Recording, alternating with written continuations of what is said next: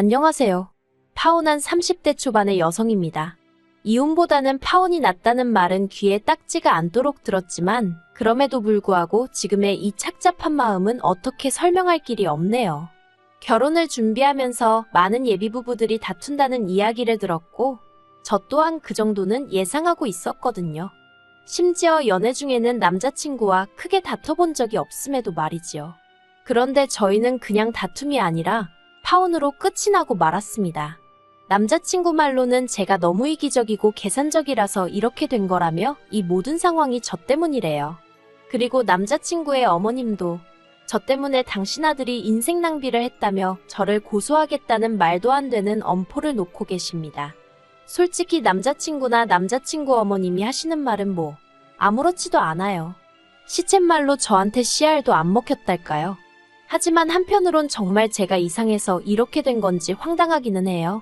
그래서 하소연도 하고 상황을 객관적으로 한번 돌아보고자 이렇게 글을 쓰게 되었습니다. 남자친구하고는 직장 동료의 소개로 만났는데 나이도 2살 차이밖에 안 났고 알고 보니 서로 서울에서도 인근에 위치한 대학에 다녔더라고요. 그래서 첫 만남부터 대화거리가 끊이질 않았고 사귀는 1년 동안 비교적 무난하고 원만하게 만났어요. 둘 다 데이트를 하는 날이 아니면 집하고 직장 정도를 오가는 패턴이라서 서로 크게 신경 쓰이게 하는 것도 없었거든요. 그리고 무엇보다도 회사는 달랐지만 둘 다 공기업을 다니고 있다 보니 결혼 이야기가 오가는 와중에도 경제적인 부분은 크게 염려하지 않았었지요. 그런데 남자친구에게 프로포즈를 받고 처음으로 예비시댁의 결혼 허락을 받기 위해 인사를 드리러 갔다가 남자친구의 집안 형편이 넉넉지 못하다는 사실을 알게 되었습니다. 사실 데이트하는 동안에는 남자친구가 오빠라곤 해도 2살 차이밖에 안 나다 보니 거의 더치페이를 하면서 만났거든요. 그리고 한 달에 2~3번 데이트를 하는 수준이었으니 남자친구에게도 저에게도 크게 부담되는 수준이 아니었고요. 그래서 남자친구의 경제력에 대해서 크게 고민해 본 적이 없었는데 예비시댁에 대해서 약간 이야기를 해보자면 일단 어머님의 경우 평생을 전업주부로 사셨다 들었습니다. 남자친구나 남자친구 어머님 본인이 말씀하시길 체력이 약해서 어디 남의 밑에서 일할 사정이 안 되었다고요. 그리고 아버님은 사업을 하셨지만 몇 번의 실패를 거듭하시고 지금은 지인의 건물 관리 일을 하고 계시다는 거예요. 솔직히 직업에 귀천이 없다고 생각하고 저라고 얼마나 잘났다고 생각해서 이런 이야기를 하는 것은 결코 아닙니다. 하지만 문제는 사정이 그렇다 보니 아버님 연세가 66이셨음에도 불구하고 노후 준비가 전혀 되어 있지 않아 일을 당장 쉬실 수 없는 형편이었고 나아가 저희가 결혼을 한다고 해도 별다른 도움을 주실 수 없겠더라고요. 그래서 이후로 저는 며칠의 고민 끝에 남자친구에게 우리 돈 이야기를 안 할 수 없지 않냐며 먼저 말문을 열었습니다. 정확히 지금 얼마를 가지고 있고 혹시 주식이나 어디 투자해 놓은 건 있는지 그런 것도 한번 서로 이야기를 해보자고요. 그랬더니 남자친구가 좀 당황해하더니 그런 게 중요하냐입니다. 자기가 얼마 버는지 제가 알고 있으면 된 거 아니냐고요. 그래서 그럼 결혼 준비며 신혼집이며 그런 거 할 때는 누구 돈으로 어떻게 할 거고 예산은 어떻게 잡냐고 제가 따지듯 물었더니 한다는 소리가 그런 건 미처 생각을 못했다나요. 먼저 결혼하자고 나온 사람이 어떻게 그런 건 생각을 못했다는 건지 어이가 없었지만 그래도 여기까지는 솔직히 정말 도닦는 심정으로 이해하려고 했어요. 남자니까, 남자라서 남자들은 원래 세세한 건 놓치는 일이 많다고 하니까 말도 안 되는 변명이지만 그래도 이해해보려고 했지요. 남자친구에게 지금 당장 현금으로 얼마를 가지고 있냐 물었습니다. 그랬더니 6천만 원을 모았다고 하대요. 그래서 주식이나 다른 건 뭐 없냐고 하니까 하나도 없답니다. 주식을 해본 적은 있지만 1,000만 원 정도 잃고 접었고 다른 건 관심이 없었다면서요. 그래서 그러면 오빠 부모님께서는 얼마나 보태주실 생각이신지 혹시 이야기해 본 적은 있냐고 물었습니다. 그리고 이 질문에 남자친구가 꽤나 당황한 눈치였어요. 그렇게 제가 단도직입적으로 물을 줄은 몰랐던 거겠지요. 남자친구 말이 솔직히 이야기해 본 적도 없지만 자기는 안 받고 싶답니다. 자기가 벌어서 드리고 가진 못할 망정 나이 33세 부모님에게 손 벌리고 싶지는 않다나요? 그래서 저도 더는 가타부타 따지지 않고 그러냐 했습니다. 뭐 저도 기대가 없었으니까 크게 실망하지도 않았던 것도 사실이고요. 하지만 친정부모님께 어떻게 말씀을 드려야 할지 모르겠더라고요. 어떻게 들릴지 모르겠지만 솔직히 실망하지 않으실까 걱정이 많았어요. 저희 친정부모님은 소위 사람들이 말하는 흙수저십니다. 두 분 다 어려운 환경에서 자라셨고 결혼식도 시에서 올려주는 합동결혼식으로 치르신 분들이에요. 그래도 두 분 특유의 근성과 부지런함으로 가난을 극복하셨고 지금은 어디 가서 적어도 아쉬운 소리는 안 하고 사실 형편은 되십니다. 그리고 몇 년 전 부동산 투자가 떠오르기 시작한 시기에 저에게 결혼 자금을 미리 주는 거라 하시며 2억을 주셔서 제가 그 돈에 대출 1억 5천을 더해 직장 근처에 아파트를 샀고요. 그런데 아파트를 산 이후로는 버는 족족이 대출을 갚다 보니 솔직히 당장 들고 있는 현금은 500만 원 남짓이 전부였어요. 하지만 이게 결혼할 때 문제가 될 거라곤 조금도 생각지 않았던 게 아무리 대출이 끼어 있다고 해도 제가 집을 해가는 거잖아요.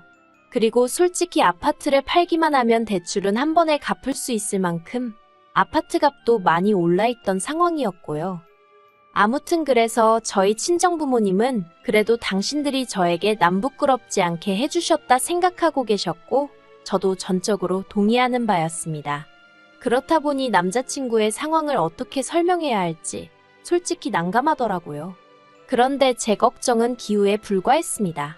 저는 저희 부모님께서 경제적인 부분만 놓고 봤을 때 저희랑 비슷하거나 나은 환경을 원하실 거라고 생각했는데 부모님께서 결혼할 땐 돈보다 중요한 게 많은 법이라며 남자친구와 제가 진심으로 사랑한다고 하고 둘 다 앞날 창창한 젊은이들이니 당장 돈이 좀 없는 건 큰 문제가 아니라고 하시는 거예요. 그리고는 결혼을 허락해 주셨지요. 그래서 저는 시쳇말로 까놓고 말해서 남자친구 쪽에서 저나 저희 부모님한테 고마워할 거라고 생각했어요. 생색내자고 유세 부리자고 하는 소리가 아니라 솔직히 아무리 세상이 바뀌었다고 해도 여자 쪽에서 7억이 넘는 아파트를 해가는데 남자 쪽에서 6천만 들고 오는 게 흔한 일은 아니잖아요.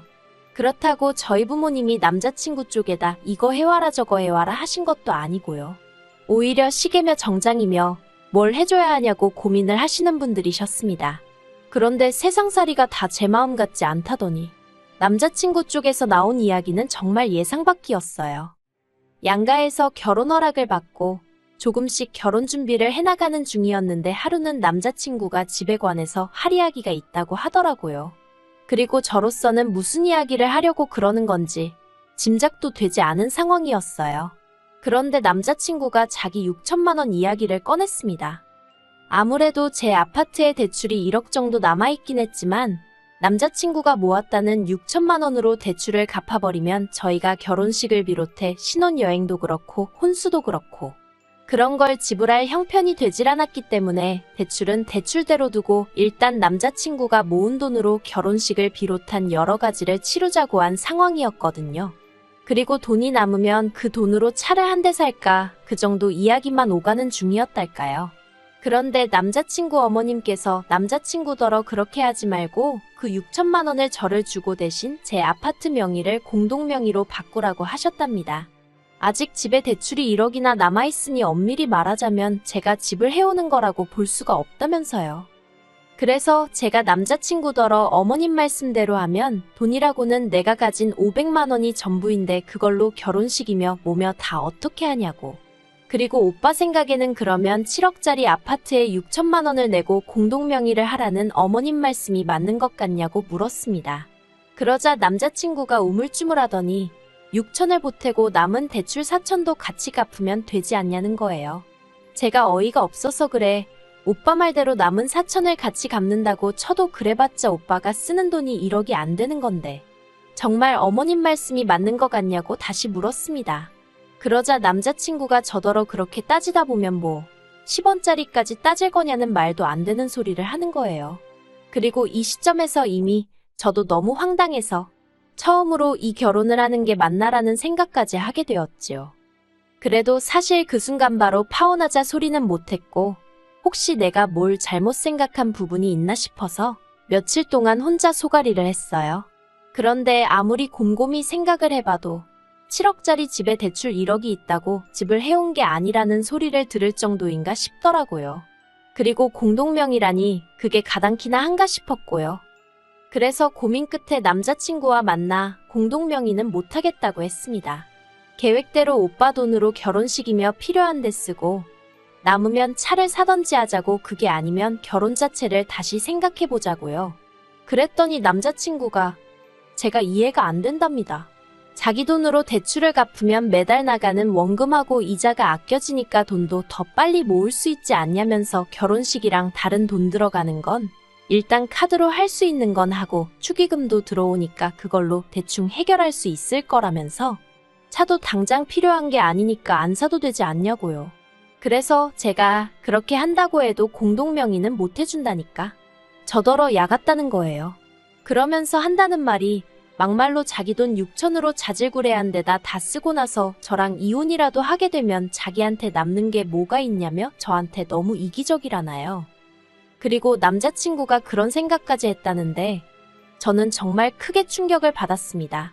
곰곰이 생각해보면 남자친구가 뭘 걱정하는지 아예 이해 못할 것은 아니었지만 그래도 결혼을 앞두고 이혼을 하게 되면 자기가 손해를 얼마나 볼지 그런 걸 따지고 있었다는 사실 자체가 소름이 끼쳤달까요.